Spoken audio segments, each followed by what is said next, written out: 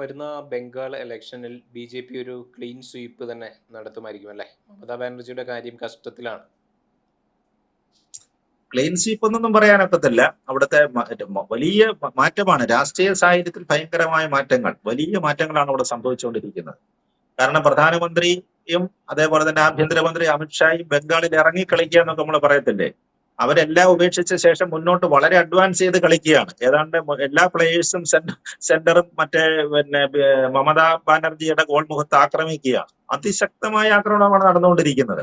കഴിഞ്ഞ കുറെ ദിവസങ്ങളായിട്ട് കണ്ടില്ലേ, പ്രധാനമന്ത്രിയും അമിത്ഷായും ഇവിടെ ക്യാമ്പ് ചെയ്യുകയാണ്. അമിത്ഷാ ഇവിടെ ക്യാമ്പ് ചെയ്യുക തന്നെയാണ്. എന്ത് വന്നാലും ഇവരുടെ ഭരണം അവസാനിപ്പിക്കണം, ദീദിയുടെ ഭരണം ഇപ്രാവശ്യം അവസാനിപ്പിക്കണം. അതിനുവേണ്ടിയുള്ള കാര്യങ്ങളൊക്കെയാണ് നടക്കുന്നത്. തന്നെ കണ്ടില്ലേ, മമതാ ബാനർജിയുടെ ഒരു അവസ്ഥ നോക്കുക. ഭവാനിപ്പൂർ മണ്ഡലം അവരുടെ പഴയ തട്ടകമായിരുന്നു. അവർക്ക് വലിയ സ്വാധീനമുള്ള സ്ഥലമൊക്കെ ആയിരുന്നു. അവർക്ക് പറ്റിയ ഒരു അബദ്ധം എന്ന് പറഞ്ഞാൽ, പണ്ട് അവർ ഈ തട്ടം ഉപേക്ഷിച്ച് പണ്ട് നന്ദിഗ്രാമിലേക്ക് മത്സരിക്കാൻ പോയി. പക്ഷെ അവരെ അന്ന് നിർത്തുകാരാണ്. അവരുടെ കൂടൊപ്പം നിന്ന് അവരുടെ എല്ലാ രാഷ്ട്രീയ തന്ത്രങ്ങളും അറിയാവുന്ന സുവേന്ദു അധികാരി എന്ന് പറയുന്ന ഇപ്പോഴത്തെ പ്രതിപക്ഷ നേതാവും ബി.ജെ.പിയുടെ സംസ്ഥാന അധ്യക്ഷനും, അദ്ദേഹം മറുകണ്ഠം ചാടി ബി.ജെ.പിയുടെ സംസ്ഥാന അധ്യക്ഷനാണ്. സുവേന്ദു അധികാരിയുമായിട്ട് ഏറ്റുമുട്ടി എന്ത് ചെയ്തു? ചെറിയ മാർജിൻ ആണെങ്കിലും മമത തോറ്റുപോയി അവിടെ, നന്ദിഗ്രാമിൽ തോറ്റുപോയി അവര്. പിന്നീട് ഭവാനിപ്പൂരിൽ വന്ന് ബൈ ഇലക്ഷനിൽ കൂടാണ് ഇവർക്ക് മുഖ്യമന്ത്രി സ്ഥാനം നിലനിർത്താൻ കഴിഞ്ഞത്. പക്ഷെ അന്നും അവർക്ക് അവിടെ ഒരു സ്വാധീനം ഉണ്ടായിരുന്നു. ഭവാനിപ്പൂരിൽ അവർക്ക് ഒരു സ്വാധീന മേഖലയായിരുന്നു അവരെ സംബന്ധിച്ചിടത്തോളം. പക്ഷെ ഇന്നതല്ല സ്ഥിതി. ഇപ്പൊ ആടെ എതിരാളി നോക്കുക, എതിരാളി വീണ്ടും തിരിച്ചു വന്നിരിക്കുകയാണ്. സുവേന്ദു അധികാരി, അതായത് മമത എവിടെ പോകുന്നുണ്ടോ അവരെ പുറകിന് ചെന്ന് ആക്രമിക്കുക. നമ്മൾ പറയത്തില്ല, സിംഹത്തിനെയൊക്കെ അതിന്റെ മടയിൽ കയറി പിടിക്കുക, ആക്രമിക്കുക എന്നൊക്കെ പറയുന്ന ഒരു തന്ത്രമാണ് ഇപ്പൊ ബംഗാളിൽ നടന്നുകൊണ്ടിരിക്കുന്നത്. സുവേന്ദു അധികാരി തന്നെയാണ് മമതയെ അവിടെ ഭവാനിപ്പൂരിൽ നേരിടാൻ പോകുന്നത്. അതിശക്തമായ മത്സരമാണ് മുഖ്യമന്ത്രി നേരിടുന്നത്. ഒന്നും പറയാൻ സാധിക്കാത്ത പ്രവചനാതീതമായ മത്സരമാണ്. പ്രധാനമന്ത്രിയും ആഭ്യന്തരമന്ത്രിയും ബംഗാളിൽ ക്യാമ്പ് ചെയ്യുന്നു. പണത്തിനൊന്നും ക്ഷാമമൊന്നുമില്ലല്ലോ, പൈസയ്ക്കൊന്നും ക്ഷാമമൊന്നുമില്ല. അപ്പൊ അത്രയും വലിയ ശക്തി. അതുപോലെ തന്നെ പ്രതിപക്ഷ നേതാവ് തന്നെ ഇവരെ അവിടെ നേരിടുന്നു. അതിലൊക്കെ അവർക്ക് ഇപ്പൊ തലവേദനയായിട്ട് വന്നിരിക്കുന്നത് ബംഗാളിലെ SIR നമ്മൾ കണ്ടില്ലേ, വോട്ടർ പട്ടിക പരിഷ്കരിച്ചു കഴിഞ്ഞപ്പോ 90 ലക്ഷം പേരാണ് അതിൽ നിന്ന് പുറത്തായിരിക്കുന്നത്. അതായത് സർക്കാർ പറയുന്നത് ഇവരാരും ഇല്ല, ഇവരൊക്കെ വ്യാജന്മാരാണെന്ന് പറയുന്നത്.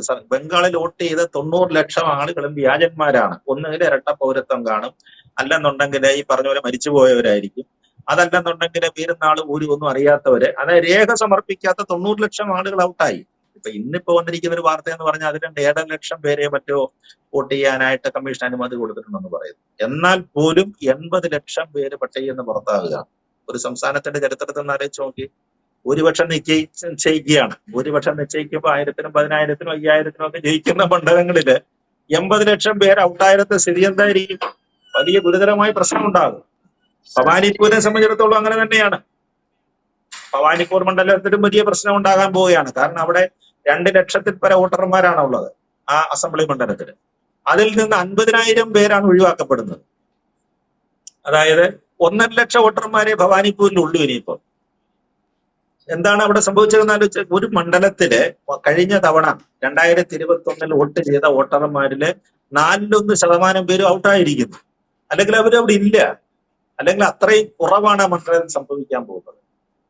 എന്തായിരിക്കും അതിനകത്തിൽ അവരുടെ മമതാ ബാനർജിയുടെ സ്ഥിതി എന്താണെന്ന് നമുക്കൊന്നും പറയാൻ വയ്യാത്ത അവസ്ഥയിലാണ് പോകുന്നത്. ഇവരുടെ പറഞ്ഞാൽ ഈ 50,000 പേര് അവരെ എവിടുന്ന് കൊണ്ടുവന്നവരെ ആയിരിക്കാം. അവര് പക്ഷെങ്കിൽ ഈ പറഞ്ഞതുപോലെ മരിച്ചുപോയവരായിരിക്കുമോ, അല്ലെങ്കിൽ ബംഗ്ലാദേശിൽ നിന്ന് വന്നവരായിരിക്കുമോ, ഇവരവിടെ വ്യാജമായിട്ട് താമസിപ്പിച്ച് വോട്ട് ഐഡന്റിറ്റി കൊടുത്തവരായിരിക്കുമോ?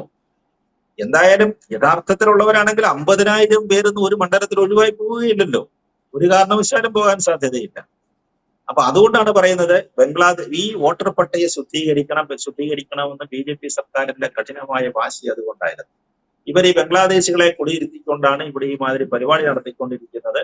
അതുകൊണ്ട് ഒരു കാരണവശാലും ഇവരുടെ ഭരണം തുടരാൻ സാധിക്കത്തില്ല. അത് വോട്ടർ പട്ടിക ശുദ്ധീകരണം അതുകൊണ്ട് ലാസ്റ്റ് സ്റ്റേജിലേക്ക് വന്നത് അതുകൊണ്ടാണ്. ബംഗാളിൽ ഇപ്പൊ 23-നും 29-നും 2 ഘട്ടമായിട്ട് തെരഞ്ഞെടുപ്പ് നടക്കുന്നത്. ഇന്നലെ തന്നെ പ്രധാനമന്ത്രി കണ്ടില്ലേ, വനിതാ സംവരണ ബില്ല് പരാജയപ്പെട്ടതിനെ കുറിച്ചും അദ്ദേഹം ബംഗാളിൽ വളരെ ആശങ്കയോടാണ് സംസാരിച്ചത്. അദ്ദേഹത്തിന്റെ പ്രസംഗം കഴിഞ്ഞ ദിവസം ബംഗാളിൽ നമ്മൾ കേട്ടിരുന്നില്ലേ. വനിതകളെ, പ്രത്യേകിച്ച് മമതാ ബാനർജിയെ അവരുടെ പേരെടുത്ത് പറഞ്ഞില്ലെങ്കിലും അദ്ദേഹം പറയുന്നുണ്ട്, തൃണമൂൽ കോൺഗ്രസിന്റെ നേതാവ് വനിത ഈ വനിതയടക്കമുള്ളവർ ചേർന്ന് ഞങ്ങൾ കൊണ്ടുവന്ന വനിതകൾക്ക് 33% സംവരണം കൊടുക്കാൻ കൊണ്ടുവന്ന ബില്ലിനെ അട്ടിമറിച്ച് കളഞ്ഞു എന്നാണ് പറയുന്നത്. ഇവരും അതിന് കൂട്ടുനിന്നു എന്നാണ്, മമതാ ബാനർജിയും കൂട്ടുനിന്നു എന്നാണ്. അദ്ദേഹം കോൺഗ്രസിനെ പറയുന്ന ഒരു കാര്യം മറ്റൊരിടത്ത് കാര്യം പറയുന്നുണ്ട്.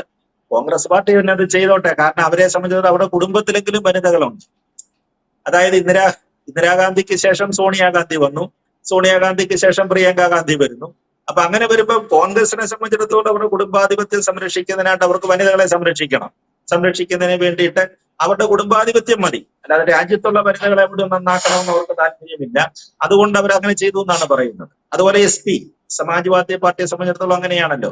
മുലായം സിംഗ് യാദവിന്റെ അത് കഴിഞ്ഞു, അതിനുശേഷം വന്ന അദ്ദേഹത്തിന്റെ മകന്റെ ഭാര്യ അല്ലെ, അഖിലേഷ് യാദവിന്റെ ഭാര്യ, അവരൊക്കെയാണ് രാഷ്ട്രീയത്തിൽ സജീവമാകുന്നത്. ബീഹാറിലും തന്നെയാണ് സംഭവിക്കുന്നത്. അപ്പൊ അങ്ങനെയൊക്കെയുള്ളവർ എതിർത്തോട്ടെ. ബീഹാറിലെ ഇപ്പൊ ലാലുവിന്റെ കുടുംബവും അങ്ങനെ തന്നെയാണല്ലോ. അവർക്കൊക്കെ അവരുടെ കുടുംബത്തിലുള്ള വനിതകളെ സംരക്ഷിച്ചാൽ മതി, രാജ്യത്തുള്ള വനിതകളുടെ കാര്യത്തിൽ ആശങ്കയില്ല. പക്ഷെ എന്തിനു ദീദി അത് ചെയ്തു? ഒരു ബാച്ചിലറായ സീതി, അവരെ വിവാഹിതയല്ലല്ലോ, വിവാഹിതയല്ലാത്ത ദീദി എന്നൊക്കെ വിളിക്കുന്ന മമതാ ബാനർജി എന്ന് പറഞ്ഞ് അവരെ അതിശക്തമായിട്ട് അറ്റാക്ക് ചെയ്യുകയാണ്. ബംഗാളിലെ സ്ത്രീകളോട് അദ്ദേഹം പറയുന്നത്, നിങ്ങൾ ഉണരൂ, നിങ്ങൾ കേരളത്തെ കാണൂ, കേരളത്തിലെ സ്ത്രീകൾ ജനങ്ങൾ മുന്നോട്ട് വന്നത് നിങ്ങൾ കാണൂ. കേരളത്തിലെ ഏതാണ്ട് 5-6% പുരുഷന്മാരെക്കാട്ടിൽ കൂടുതൽ വോട്ട് ചെയ്ത സ്ത്രീകളാണ്. അപ്പൊ ഞാൻ നിങ്ങൾക്ക് വേണ്ടി കൊണ്ടുവന്ന ബില്ലാണത്, നിങ്ങൾക്ക് വേണ്ടി കൊണ്ടുവന്ന ബില്ലിനെ ഇവരെല്ലാവരും കൂടെ ചേർന്ന് എതിർത്ത് തോൽപ്പിച്ചു എന്നൊക്കെ പറഞ്ഞ് അദ്ദേഹത്തിന്റെ ഏതാണ്ട് കണ്ണ് നിറയുന്നുണ്ടായിരുന്നില്ലേ? ആ പ്രസംഗത്തിൽ ഏതാണ്ട് ഒരു കണ്ണ് നിറഞ്ഞുള്ള ഒരു പ്രസംഗമാണ് രാത്രി 8:30 മണിക്ക് ശേഷം 8:30 മണി മുതൽ അരമണിക്കൂർ നേരം ദേശീയ മാധ്യമങ്ങളൊക്കെ സംപ്രേഷണം ചെയ്തത്. അപ്പൊ അതൊരു വലിയ തിരിച്ചടിയായിട്ട് മാറുകയാണ്. അതേപോലെ തന്നെ ബംഗാൾ കടുവയെ ഇറക്കിയിരിക്കുന്നു എന്നും പറഞ്ഞൊരു പ്രചരണമാണ് ഇപ്പൊ നടക്കുന്നത്. ബംഗാൾ കടുവ എന്ന് നമ്മൾ കേട്ടിട്ടുള്ളത് നിങ്ങളെ പുതിയ തലമുറ ആളുകൾക്കൊക്കെ അറിയാവുന്നത് പോലെ സൗരവ് ഗാംഗുലി എന്നൊരു ക്രിക്കറ്റ് പ്ലെയർ ഉണ്ടായിരുന്നു. അത് ഇന്ത്യയുടെ ഏറ്റവും മികച്ച ദാദ എന്നറിയപ്പെടുന്ന മികച്ച ക്രിക്കറ്റ് പ്ലെയർ ആയിരുന്നു. അതേപോലെ തന്നെ ഇന്ത്യയുടെ ടീമിന്റെ നായകനായിരുന്നു. അപ്പൊ അങ്ങനെയൊക്കെയുള്ള ഇപ്പൊ BCCIയുടെ ഭാരവാഹിയും. അപ്പൊ അങ്ങനെയൊക്കെയുള്ള സൗരവ് ഗാംഗുലിയാണ് ബംഗാൾ കടുവ എന്നൊരു പേരിലാണ് അദ്ദേഹത്തെ അറിയപ്പെട്ടിരുന്നത്. അദ്ദേഹം ക്രിക്കറ്റിലെ ഏകദിന ക്രിക്കറ്റിലെ 10,000 റണ്ണൊക്കെ മറികടന്ന് ഒരുപാട് റെക്കോർഡുണ്ട് അദ്ദേഹത്തിന്. ഒരുപാട് ട്രാക്ക് റെക്കോർഡൊക്കെ ഉണ്ട്. വളരെ ആരാധകരുള്ള ഒരാളാണ്. ഇപ്പൊ ബംഗാൾ കടുവയെ കൂടെ ഇറക്കുന്നു എന്നാണ് പ്രധാനമന്ത്രി പറഞ്ഞത്. അദ്ദേഹം പറഞ്ഞത്, നിങ്ങൾ ഗാംഗുലിയെ പോലെ, ഒരു പക്ഷെങ്കിൽ വിശേഷിപ്പിക്കുന്ന ഗാംഗുലിയെ പോലെ ബംഗാളിലെ സ്ത്രീകൾ കടുവകളാകുക, നിങ്ങൾ ബംഗാളിലെ സ്ത്രീകൾ കടുവകൾക്ക് സമാനമാകുക, ഒരു ആക്രമോത്സുകത ഉണ്ടാക്കുക, എതിരാളിയെ ആക്രമിക്കുന്ന എന്നുള്ളൊരു ത്വര നിങ്ങൾ തന്നെ സ്വയം സൃഷ്ടിക്കുക. ഇവിടുത്തെ എതിരാളി എന്ന് പറഞ്ഞാൽ മമതാ ബാനർജിയാണ്. നിങ്ങളെ സ്ത്രീ വിരോധിയായിട്ടുള്ള മമതയെ എതിർക്കുക. അതിനു വേണ്ടിയിട്ടുള്ള കാര്യങ്ങൾ ബംഗാളിലെ സ്ത്രീകൾ ചെയ്യണമെന്നാണ് പറയുന്നത്. അപ്പൊ അത്തരത്തില് അതുകൊണ്ട് ഇവരെ നമ്മുടെ BJP രാഹുൽ ഗാന്ധിക്കെതിരെ മത്സരിച്ച ടെലിവിഷൻ ആർട്ടിസ്റ്റ് ഉണ്ടായിരുന്നല്ലോ, ഇറാനി, സ്മൃതി ഇറാനിയാണ് ഇറങ്ങിയിരിക്കുന്നത്. അസൽ ബംഗാളി ഭാഷയിൽ അവരെ ബംഗാളിലൊക്കെ ചിത്രങ്ങളിലൊക്കെ അഭിനയിച്ചിട്ടുണ്ട്. സ്മൃതി ഇറാനി അവരാണ് സജീവമായിട്ട് ഇറങ്ങിയിരിക്കുന്നത്. കഴിഞ്ഞ ദിവസം വനിതാ ബില്ലിനെ കുറിച്ചുള്ള ചർച്ചയിൽ പ്രിയങ്ക ഗാന്ധിയുടെ പത്രസമ്മേളനം കഴിഞ്ഞപ്പോൾ വാർത്താ സമ്മേളനം കഴിഞ്ഞപ്പോൾ സ്മൃതി ഇറാനിയാണ് തൊട്ടുപുറകിന് വന്നിട്ട് അതിന് വിശദീകരണം കൊടുക്കുന്നത്. നന്നായിട്ട് ബംഗാളി സംസാരിക്കും അവര്. അപ്പൊ പ്രധാനമന്ത്രി, അമിത്ഷാ, സ്മൃതി ഇറാനി, അങ്ങനെ ഒരു ത്രയമാണ് അവിടെ മത്സരിക്കുന്നത്. മമതയെ നേരിടുന്നത്. അതിനോടൊപ്പം തന്നെയാണ് സുവേന്ദു അധികാരി ഇവരുടെ മണ്ഡലമായ ഭവാനിപ്പൂരിൽ കയറി മത്സരിക്കുക. നോക്കുക, അവര് ചെന്ന് പെട്ടിരിക്കുന്നത് ഒരു ചക്രവ്യൂഹം എന്നൊക്കെ പത്മവ്യൂഹം എന്നൊക്കെ പറയുന്നത് പോലെ ഒരു വലിയ ഊരാക്കുടുക്കിനകത്ത് ചെന്ന് പെട്ടിരിക്കുകയാണ്. അപ്പൊ എന്ത് വന്നാലും ബംഗാൾ പിടിച്ചെടുക്കുക. അതെ, അവരെ സംബന്ധിച്ചിടത്തോളം ഇനി അത്തരം കാര്യങ്ങളിൽ യാതൊരു പ്രശ്നങ്ങളുമില്ല. കാരണം ഒരുപാട് പറഞ്ഞ പോലെ രാഷ്ട്രീയ ഭൗതിക സാഹചര്യങ്ങളിൽ മുതലെടുത്തുകൊണ്ട് വളരെ അക്രമ സ്വഭാവം, വളരെ സെൻസിറ്റീവ്. 23-29 വളരെ അങ്ങനെ കൃത്യമായിട്ട് തെരഞ്ഞെടുപ്പ് തന്നെ അവിടെ നല്ല ഭംഗിയായിട്ട് പൂർത്തിയെടുക്കാൻ വേണ്ടി ബുദ്ധിമുട്ടുന്നുണ്ട്. കമ്മീഷനും ബുദ്ധിമുട്ടുന്നുണ്ട് അത്തരം കാര്യങ്ങളിൽ. എന്തായാലും മമതാ ഭരണത്തിൽ ഒരു അന്ത്യം കുറിച്ചേ മാറുമെന്നാണ് BJP. മറ്റവര് നിലനിൽപ്പിനുള്ള പിടുത്തവുമാണ്. ഇതില്ലെങ്കിൽ അവരുടെ തീർന്നു, അവരുടെ ദീദിയുടെ രാഷ്ട്രീയ ഭാവിയിൽ തീർന്നു. അതാണ് ഇപ്പൊ നമ്മൾ ബംഗാൾ കാണാൻ